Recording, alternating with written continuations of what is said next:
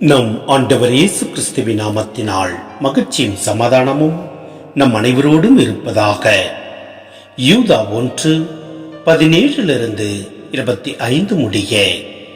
அன்பார்ந்தவர்களே, நம் ஆண்டவர் இயேசு கிறிஸ்துவின் திருத்துதர்கள் முன்னுரைத்த வார்த்தைகளை நினைவில் கொள்ளுங்கள். ஏனெனில் இறைப்பற்றில்லாமல் தமது தீய நாட்டங்களின்படி வாழ்ந்து ஏளனம் செய்வோர் இறுதி காலத்தில் தோன்றுவர் என்று அவர்கள் உங்களுக்கு சொன்னார்கள். இவர்கள் பிரிவினை உண்டு பண்ணுபவர்கள், மனித இயல்பின்படி நடப்பவர்கள், கடவுளின் ஆவியை கொண்டிராதவர்கள். அன்பானவர்களே, தூய்மை மிகு விசுவாசத்தை அடிப்படையாக கொண்டு உங்கள் வாழ்வை கட்டி எழுப்புங்கள். தூய ஆவியின் துணையுடன் வேண்டுதல் செய்யுங்கள். கடவுளது அன்பில் நிலைத்திருங்கள். என்றும் உள்ள நிலை வாழ்வை பெற நம் ஆண்டவர் இயேசு கிறிஸ்துவின் இரக்கத்தை எதிர்பார்த்திருங்கள். நம்ப தயங்குவோருக்கு இரக்கம் காட்டுங்கள். வேறு சிலரை அழிவு தீயிலிருந்து பிடித்தெழுத்து காப்பாற்றுங்கள்.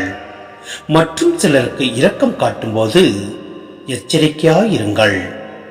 ஊனியல்பால் கரைப்பட்ட அவரது ஆடியையும் வெறுத்து தள்ளுங்கள்.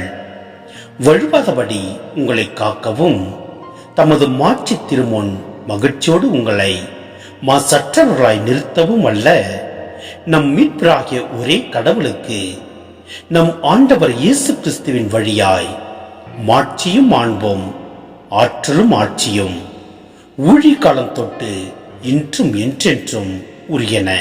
ஆமென். சிந்தனை.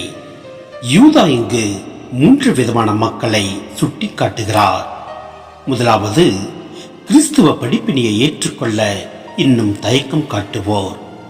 இவர்கள் மேல் திருச்சபை இரக்கம் கொண்டு பொறுமையை கடைபிடிக்க வேண்டும்.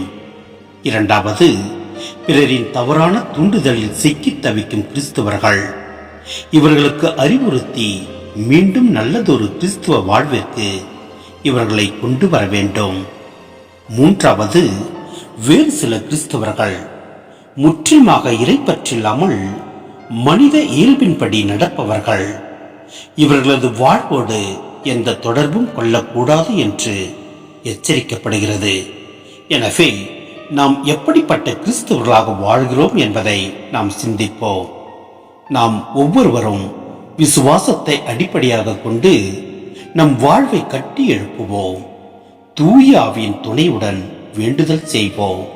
எல்லாம் வல்ல இறைவன் நம்மை நிறைவாய் ஆசீர்வதிப்பார். ஆமென்.